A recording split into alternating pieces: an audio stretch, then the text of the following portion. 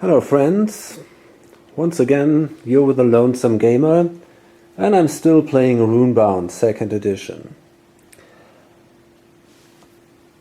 I am Mordrock. I leveled up once already. I'm completely going on this melee ability, and I'm actually doing pretty good because I have this orcish boar bracer and I have the orcs of Irongard, and they make me pretty strong related to the dangers I'm confronted with. So I think normally it should not be too hard for me in the next turns. Actually, thematically it's pretty funny. This guy might be an orc or so. He seems to be some wild beast. So it makes really sense that I have this orcish boar bracer and the orcs of Irongard as an ally. So we're kind of a wild horde of orcs wandering through Terra North and killing some monsters. Okay. Basically the idea is to go here to the northeastern part, but before I do that I might actually try to attack this challenge here. So let's see.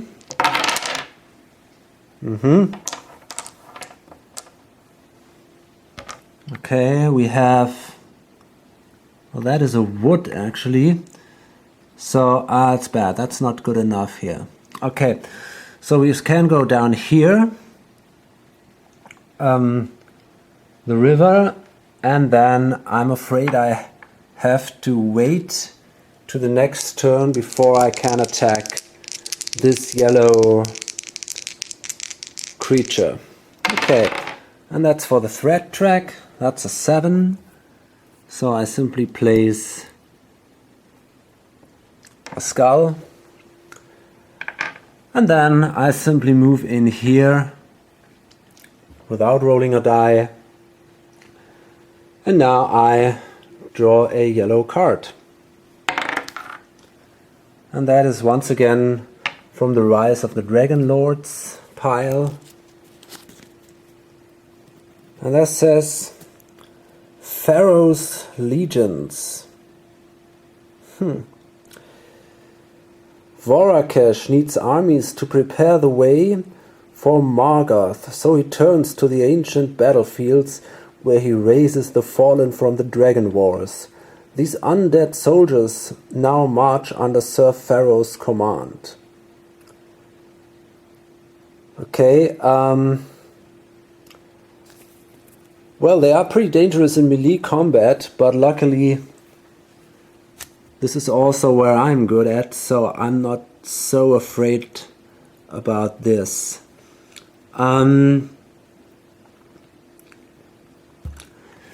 Now I can show you the advantage of allies. Normally you are allowed to attack once in a combat turn. So you have to choose one of the 3 phases, and you can only attack in this phase, so you can only do damage in this phase. An ally can also attack, and he can attack in another phase. So now we have here a combat value of 12,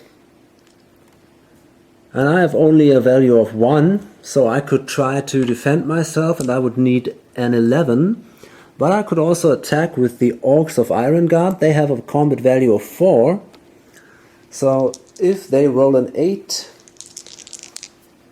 they would deal 1 damage. And that's what they do. Exactly an 8. So Pharaoh's legions take 1 damage. And then we come to the melee phase here. And now, of course, I will attack them. I have a melee value of 7. So I need an 8-2 to, well, actually to kill them. So let's hope for the best here. And that is good enough. This is a 12. And because of the Orcish Warbracer, I'll deal 3 damage. And they have 4 life points. So Pharaoh's legions are killed. I gain 4 gold and another experience marker. Okay. Whoops. Here we are, 4 gold.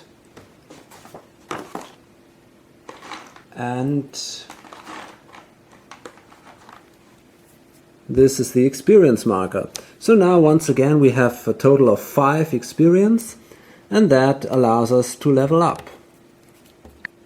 Okay, I think I'm gonna simply take another melee token. So now I have a melee of 9, which is really pretty strong. That might not be a very sophisticated way, but I think it might be efficient. At least it was until now. So now this challenge is removed from the board. And I'm now going over there.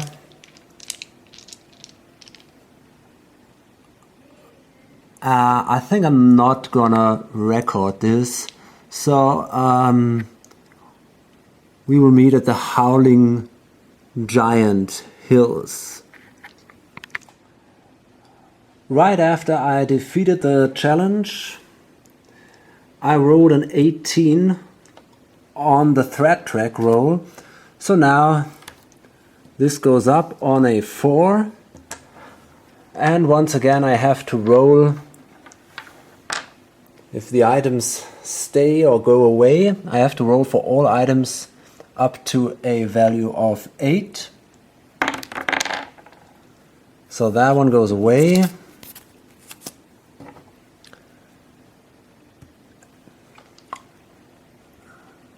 And this one stays. What about the shield? That one goes away too.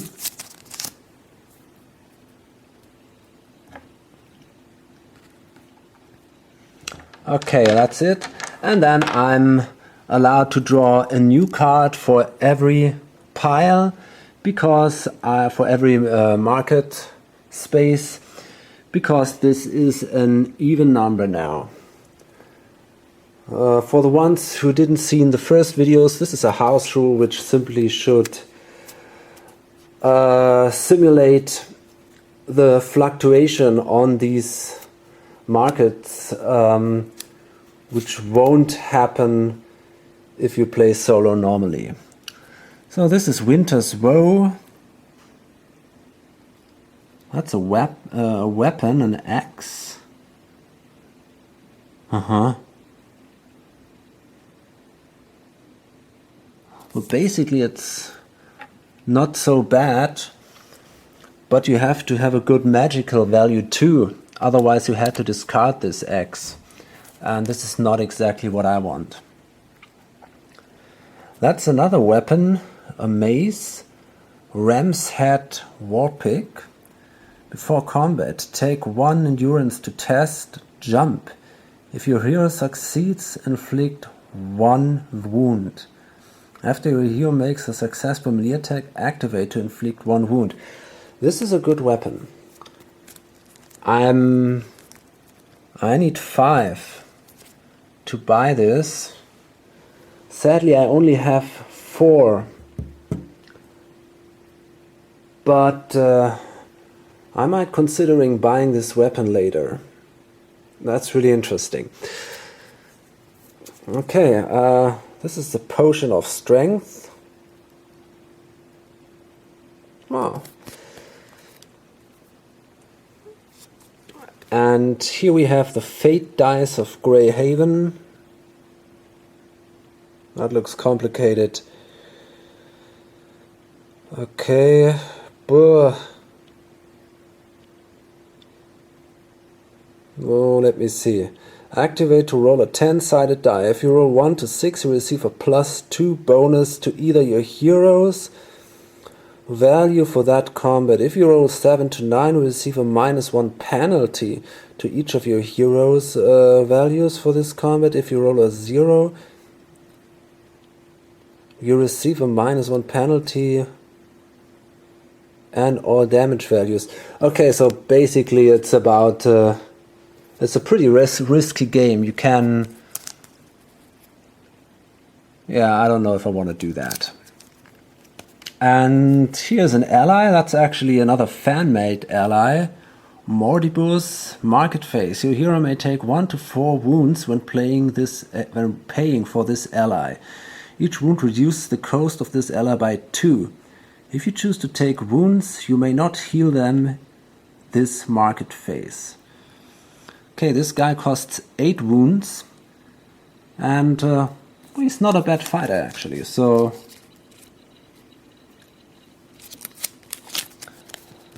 that's another rune, a terribly expensive one. It's teleport, so it sounds like a very powerful one.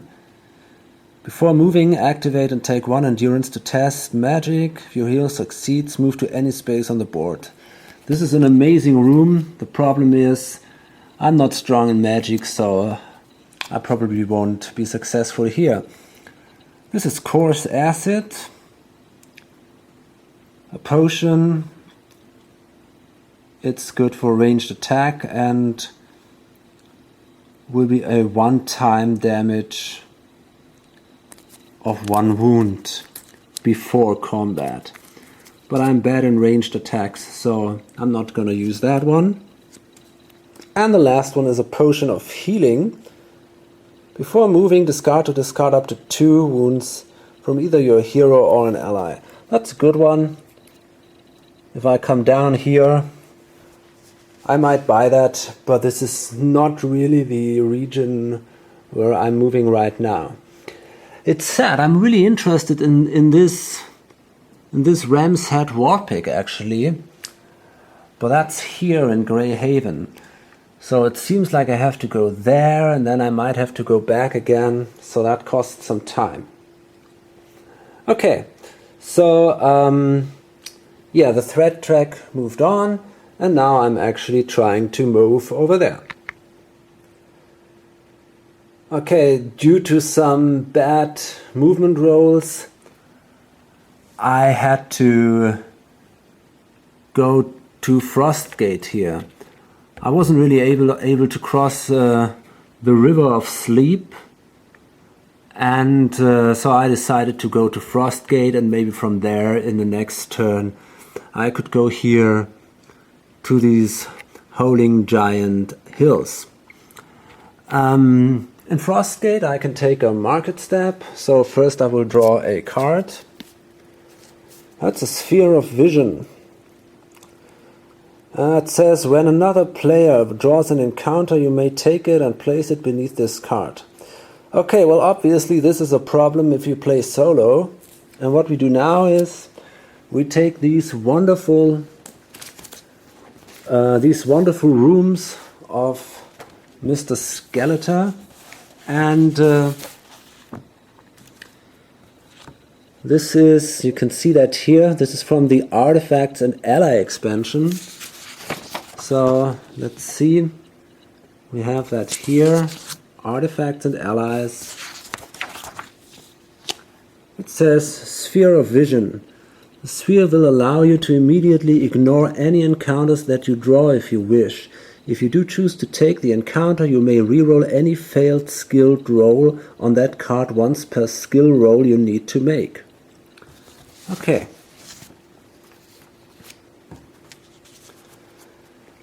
So, but it's too expensive anyway. What I could do now, and I think I will, I think I'm gonna heal now. I'm gonna spend 1 gold and heal.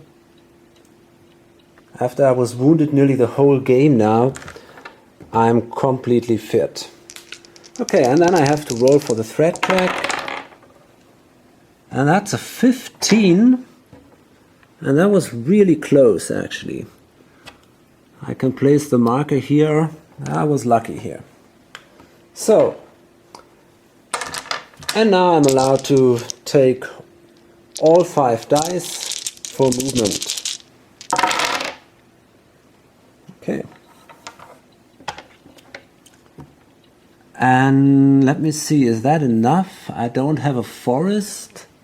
I don't have a forest, so I couldn't move right here through.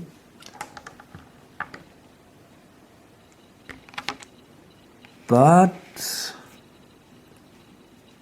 I have water, I have plains here, for example, and I have hills. So that is perfect. Water, plains, hills.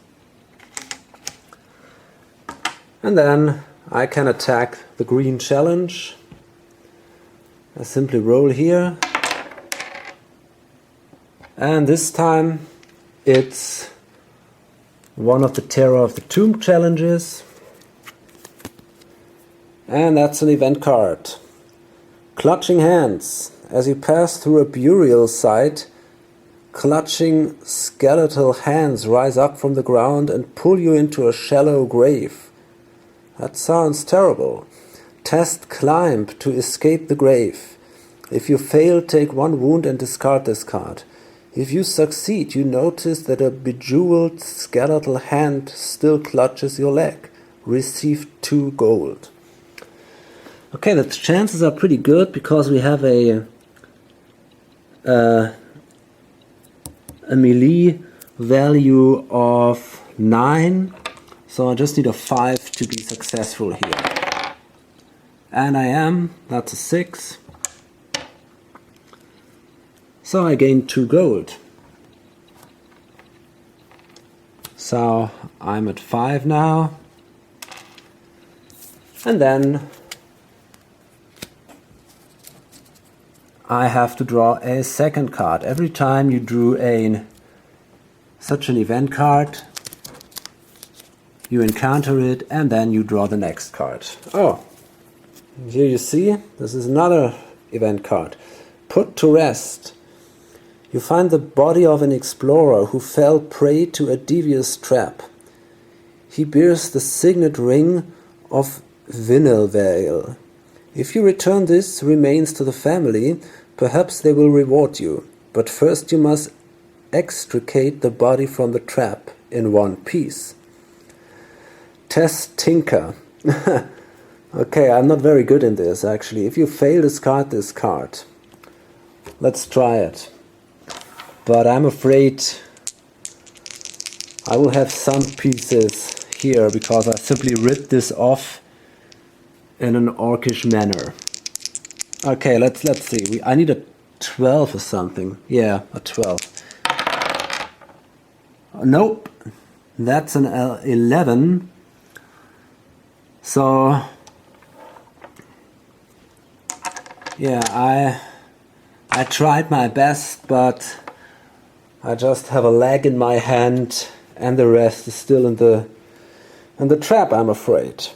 Okay, so I simply discard the card and then I can draw the next one. Oh, come on! This is the Curse of the True Name. You uncover an unguarded tomb with wondrous treasure. As you take it, however, a voice speaks, "Who would dare disturb the treasures of the Elder Kings? Speak your name and receive our curse." Well, that's bad. Receive 1 gold, then test diplomacy. Okay, let's see what happens. We need a 14 for that. Pretty unlikely. No, that's an 8. So first I can take the gold, but now we have a problem here. If you fail, take this card. While you have this card, you receive a -2 penalty to your magical value. Discard this card when you defeat a yellow challenge. Okay, actually this is not too bad.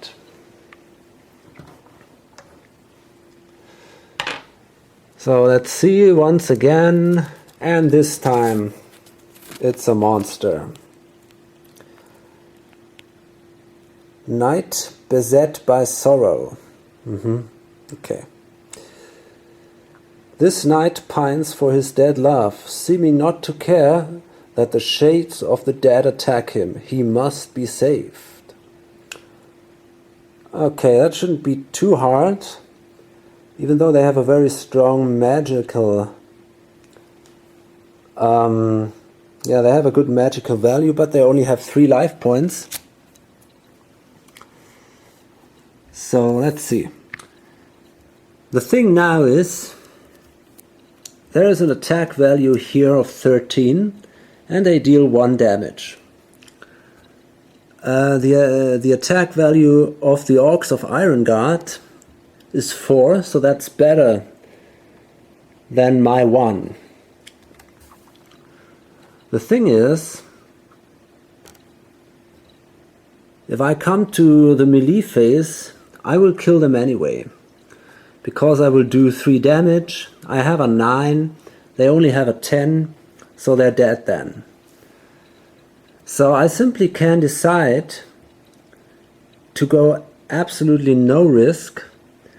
I can take, I can defeat here, or I can defend myself here with this ranged attack, and if I'm defeated, then I can activate the Orcish Boar Bracer, and it takes then instead the wound. So there is no risk that these guys may take the wounds. You can activate an artifact only once per combat, but I'm pretty sure that this other ability of the artifact applies also if it's activated. So what I'm doing now is I'm going to fight the ranged attack. I need a 12 here, and I don't have that, I just have a 6. But now I activate this, so I turn it around like that, and then I have a 9, so I don't have to roll because they only have a 10, and because of this I do altogether 3 damage, so they are killed.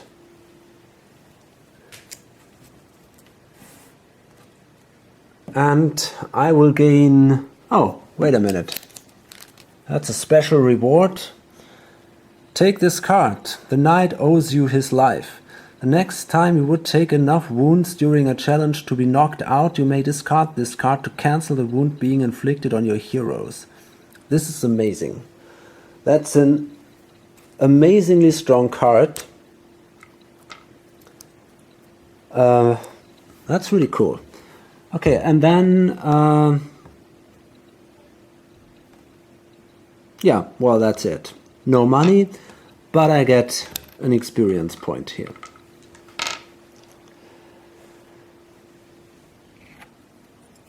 This thing is discarded, and I roll again for the threat track. This is a 12. So, oops. Okay, nothing happens here. And then we come to the refresh step, and this time I can really do something here. I can refresh this item, so I can use it now in the next turn. So now I'm going for these 2 challenges here. And I roll. And there I have a forest. That's good, because one of these challenges is actually in the forest. So I simply can take this plane and the forest to move in here. Okay.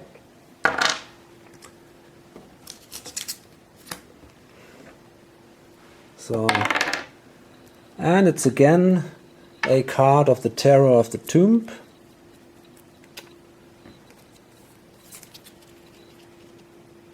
So this is the Subterranean Razorwing.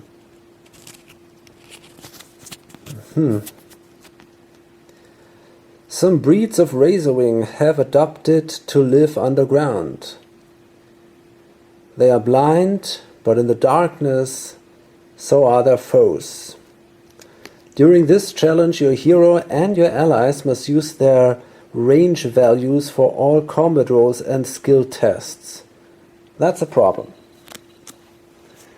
This is bad. This is really bad. Because, yeah, that's definitely not where I'm good at. But okay, we have to go through this somehow.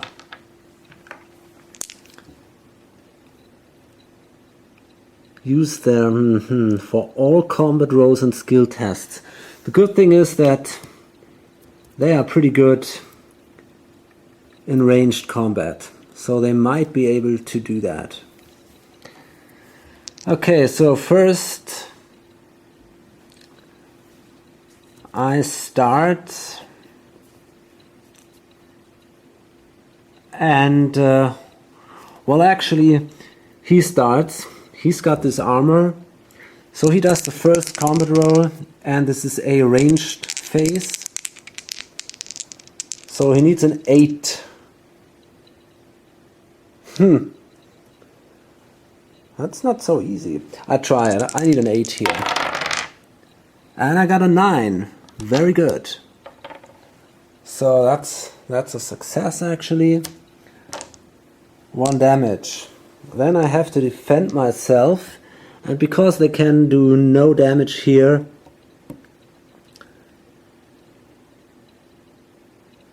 I would not have to roll at all, but now I'm gonna attack with the... Oh no, that makes no sense actually. Yes, it does. I'm gonna attack with the Orcs of Ironguard now, and they need a 6.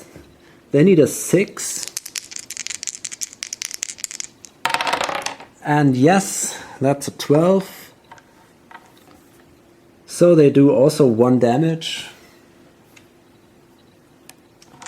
And then we come to the magical phase.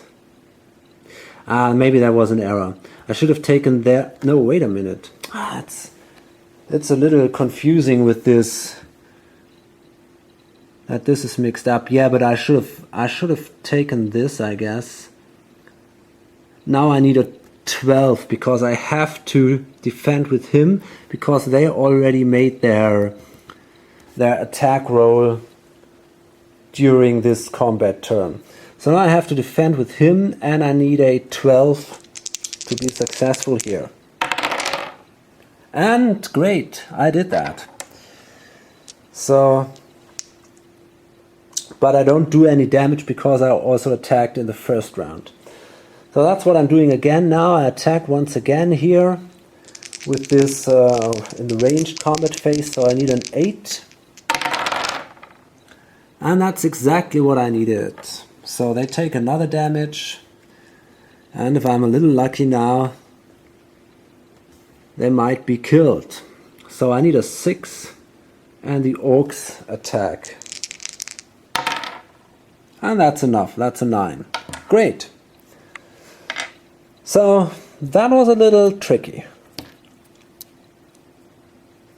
But we were lucky, so it wasn't too bad. So I receive 4 gold and 1 yellow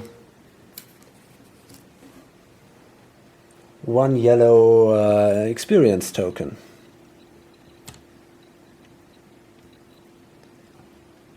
So now I actually have 10 gold.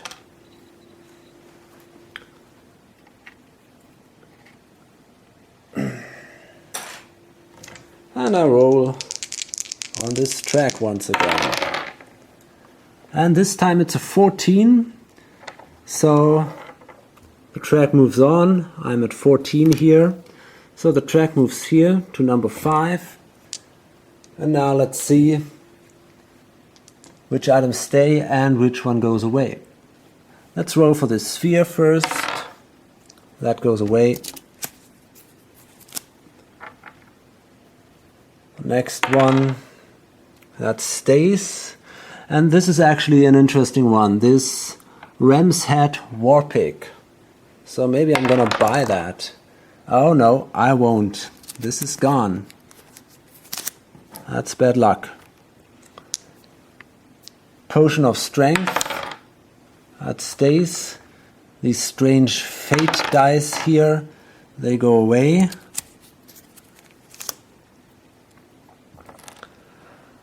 The Mordibus.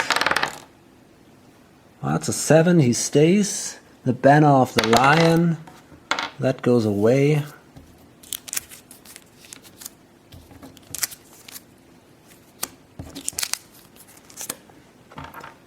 And then we have here the Coarse Acid, which goes also away.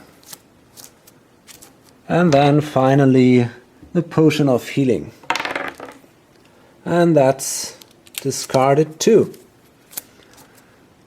So, we lost a lot of items this turn. Anyway.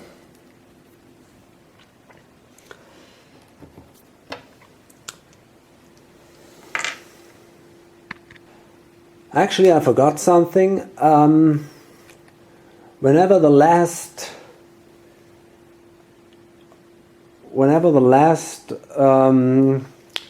danger marker of one single color is discarded, a new one is placed immediately. So that there is always at least one marker of this color on the board. That is also one of my house rules. This applies only as long as you are allowed to fight these markers. So there is this rule: when you take a life point marker as an experience token, then you're not allowed to attack the green monsters anymore. When you take 2 life point markers, you're not allowed to take the yellow, and with the 3rd life point marker, you're only allowed to take red monsters. But this is not the case here. That's also a reason why I didn't take a life point marker, because I wanted to attack this green monster here. So now I have to place a new green token on the board. I did this randomly, and this guy actually appeared here. So I might even go there and kill him, but I'm not sure yet. So and then I simply move to the adjacent space here, and I attack that yellow danger. And once again, it's from the Tomb of Terror. Dance of the Dead. On a dark and cold night, you stumble upon the horrific dance of the dead. Legend says that those who witness the dance must join the ghosts in their frolicking and are never heard from again. I forgot, because I defeated this yellow challenge, I'm now allowed to discard this card.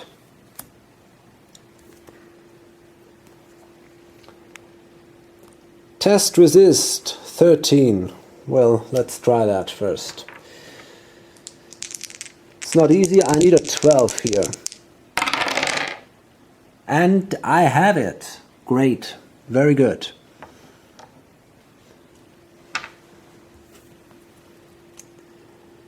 So let's see, if you fail, blah. If you succeed, you are reinvigorated, whatever that means, with a new lust for life. Oh, I see. And heartened by your ability to withstand the calling of the grave. Receive a +2 bonus to stamina experience counter. Well, that is definitely great. That is absolutely awesome.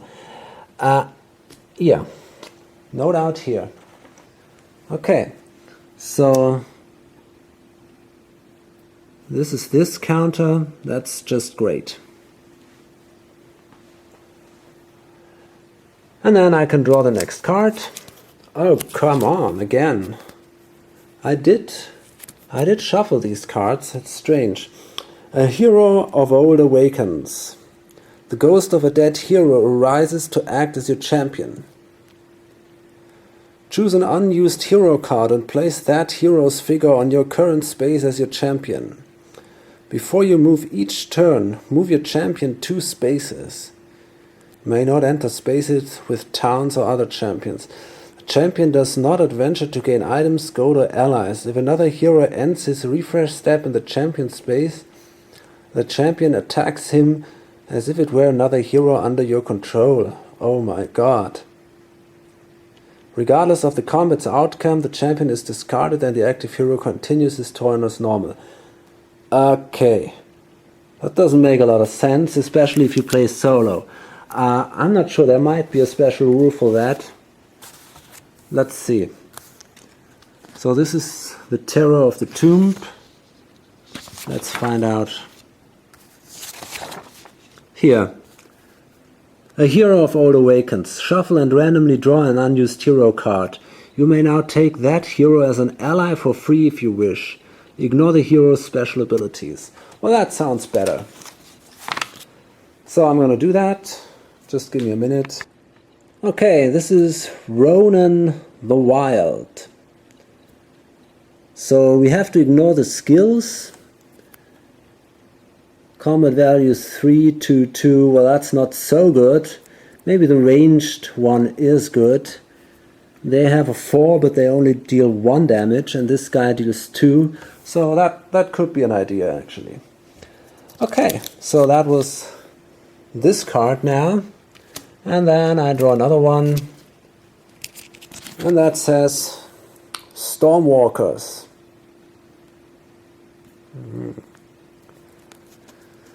They say that Vorakesh uses the power of lightning to make the dead walk.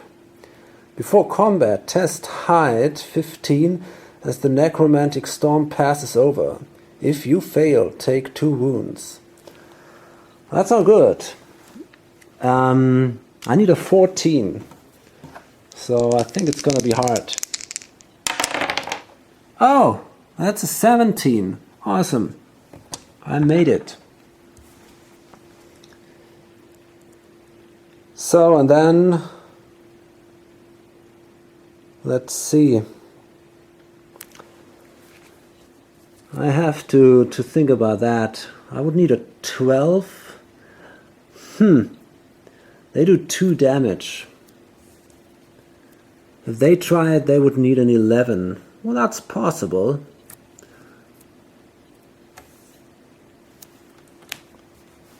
On the other side, I could say, okay, I take the 2 damage, I activate this thing once again and take only 1 damage. And then I kill them in the melee phase. That's actually... Well, it's a question. I could risk it and say, okay, maybe I take no damage. I let the orcs do it.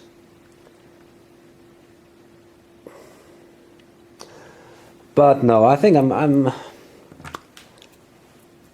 gonna do it myself. So I try to defend this attack, and I need a 14. Let's see, maybe I'm lucky here. Well, no, I'm not. That's an 8. So I would take 2 damage, but I can activate this, so I simply take 1 wound. Okay. And then I can attack these guys, but that should not be too hard. I have a value of 9. And they have a 12, so I only need a 3. So yeah, no props here. They're killed. Reward, gain 3 gold and take this card. Before combat, you may discard this card to inflict 1 wound. That's a good thing. The problem is, normally I forget these things. I remember the items, but I never remember these reward cards. Anyway, I get 3 gold, so now I'm at 13, which is a lot. And I gain another experience token, and once again I would level up. And I think I do it the same way as I did it until now. I simply take another melee weapon, going really on steroids here. So now I have a melee value of 11. That's a lot. And don't forget, in theory it would be possible for me to take 2 more weapons, because this doesn't count as a weapon. I just need to find one. That's the problem. Let's see, wasn't there one actually? Teleport, Staff of the Grave. What is this? No, that's a magical weapon. No, there is no good weapon now. But, okay. So now I roll for the threat check. And that's an 11, so nothing happens here. And, in addition, because that was the... No, I thought it was the last yellow adventure counter, but it isn't actually. There is one more here. So I won't place another one right now. Okay, well, I'm doing fine, I guess. I'm really amazingly strong in melee. I have a lot of money, but there is not a really good item there at the moment. That's a little sad. What is this? What's that? What's the Rune of the Flame Father? That looks interesting. Before combat, activate and take X endurance. For the first X rounds of combat, your hero and allies inflict +1 on successful combat rules. Well, that is an interesting round. An interesting rune, actually. But is it worth 12? It might be. That's really good. I might consider buying this if I don't find anything else. Okay. So now I am starting to go for these blue dangers, and it's getting harder and harder.